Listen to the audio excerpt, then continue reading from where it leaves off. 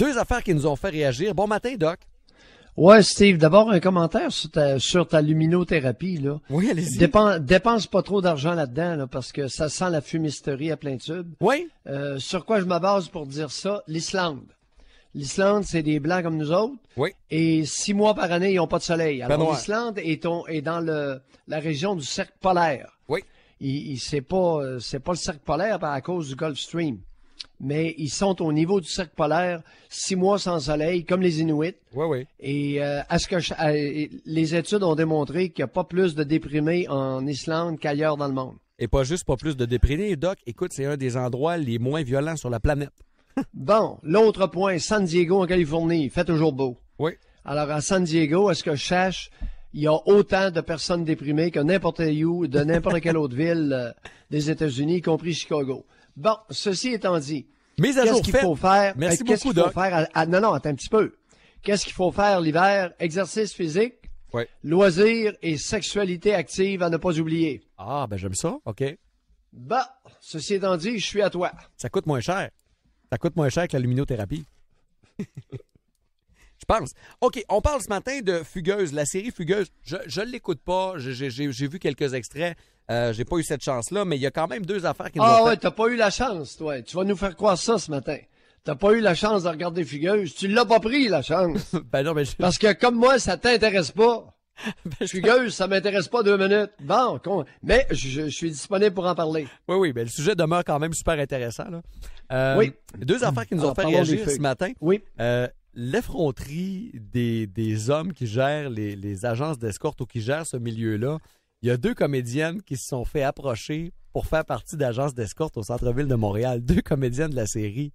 Faut-tu avoir du front tout le tour de la tête? Pas nécessairement. Non? C'est de l'argent. Écoute, elles sont jolies, ces femmes-là. Oui, c'est sûr. Combien tu penses ça peut rapporter de l'heure? Moi, je les coterais à 500. minimum 500 de l'heure. Ah, ça doit être très payant. Bon, ben écoute, y a-tu un proxénète qui s'asseyera pas? Tout à coup que l'actrice, ça lui tenterait à Exact. 500 de l'heure. Exact. Et l'autre nouvelle qui nous a un peu fait réagir, c'est l'histoire de cette adolescente de Laval qui... l'histoire n'est pas inspirée d'elle. Là. La série Fugueuse n'est pas inspirée d'elle, mais il y a des ressemblances complètement folles avec sa vraie vie à elle. La fille dit être une fan de la série, puis elle est encore partie à Toronto. Ça va prendre quoi pour sortir des filles comme elle? Ben oui, il y a des jeunes femmes, il y a 2 choses. Il y a des jeunes femmes traumatisées qui sont en réaction contre leur mère et leur père. Et il y a des jeunes femmes qui ont des personnalités prédisposant à la putasserie. Alors, que ça plaise ou pas, c'est ça la réalité. OK. Et ces femmes-là préfèrent gagner beaucoup d'argent, mettons entre 2 et 5 000 $ par semaine, à vendre des services sexuels plutôt que de s'échiner dans une usine ou dans un salon de coiffure. Mm-hmm. Bon, c'est ainsi va la vie, ça a toujours été, puis ça va continuer. Vous devez en avoir traité plusieurs dans votre vie, des fugueuses, des femmes qui ont eu des liens également avec la prostitution ou ce milieu-là? Oui, ben j'ai rencontré à plusieurs reprises des personnes qui avaient eu des contacts, oui, qui avaient, pour des raisons X, pour toutes sortes de raisons, comme je viens de mentionner. Ou bien c'est en réaction contre une oppression familiale, Mm-hmm.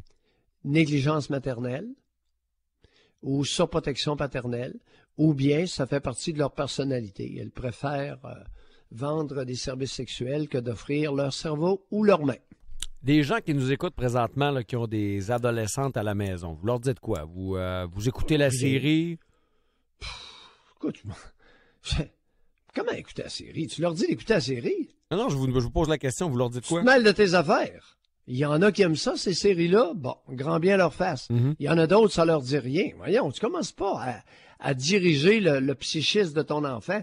Ben là, ma grande, là, faudrait que tu regardes Fugueuse. Mon œil!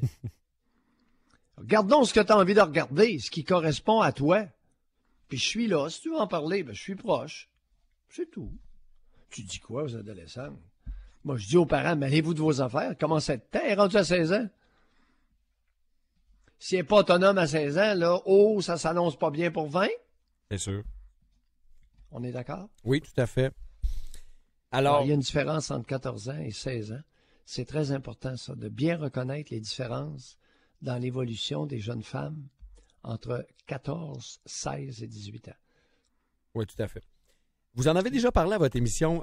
de fugue pour de bonnes raisons. Tu sais, c'est plate à dire, mais il y a des gens qui fuient pour leur survie. Hein. C'est un aspect qu'on oublie. Là. Il y a beaucoup de jeunes femmes abusées, négligées, violentées, dénigrées, traitées de nom. Encore hier, on recevait un téléphone où une jeune femme là, a été traitée de crise de pute par son père à 15 ans parce qu'elle s'était maquillée. C'est quelque chose. Oh oui, mais ça fait partie de... Et cette femme-là avait toute jeune quarantaine. Alors, c'est pas arrivé dans les années 30, là. Quelque chose d'assez récent. Il y a énormément de mauvais parents au Québec. Il y a énormément de parents au Québec qui génèrent des problèmes énormes chez leurs enfants. Quand est-ce qu'on va se le dire? Puis qu'on osera, tu sais, qu'on va oser, qu'on va cesser de les protéger? Il y a beaucoup de mauvaises mères et de mauvais pères au Québec actuellement, ce matin. Vous avez été de mauvais parents, là. Est-ce qu'à 16 ans, le mal est fait, tu sais, pour votre jeune, là? Ben, ils peuvent, c'est parce que ces mauvais parents-là continuent. Ah oui, en plus, parce qu'ils ne changent pas, c'est ça. Oui. Ouais. Merci beaucoup de l'éclairage ce matin, Doc. Luminothérapie psychologique. J'ai jamais essayé, mais je vous avouerai frôlant la fumisterie. J'étais un peu sceptique sur l'idée, là. Je suis pas contre l'idée, là, mais... Alors, ceux qui sont sceptiques face à mes propos ce matin, s'il vous plaît, consultez sur Internet les études de pourcentage prévalence de dépression en Islande. Il y a un argument là.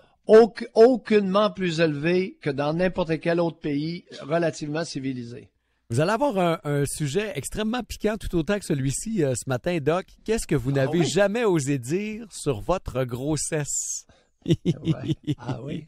J'ai trompé mon conjoint. Mon conjoint m'a trompé. J'en ai profité pour me bourrer la face. J'ai douté de mes capacités à être mère. Ma belle-mère s'est incrustée dans notre couple. Il y a toute une série d'affaires possibles. Là. Beaucoup, beaucoup, beaucoup. Ça va dans la foulée de ce qu'on disait tout à l'heure. Ouais. Il y a beaucoup de mauvais parents et de mauvais parentage au Québec. Les Canadiens français, malheureusement, n'ont pas de leçons à donner à n'importe qui, y inclut des tribus primitives sur la façon d'élever les enfants. Ah oui, mais ajoutez à ça aussi, Doc. C'est très grave ce que je viens de dire. As-tu entendu ce que je viens de dire? Oui, sauf qu'en fait, c'est pas nouveau. Je suis d'accord avec vous. Le pire, c'est parce que je suis d'accord avec vous. Hein? À quel honneur, t'es d'accord avec moi, toi? Ça arrive des fois. Pas souvent, mais de temps en temps. Hey, mais on en oublie un, Doc. J'ai détesté cette période. Combien de femmes vont assumer de dire que c'est pas le fun d'une grossesse? Mais c'est pas toujours une sinécure. Ben non. Un petit plaisir. Ben non, c'est sûr que non. Ben non. Sauf que l'assumer et le dire, là, il y a un pas, je pense. Oui, je le reçois comme confidence. Ah, c'est sûr.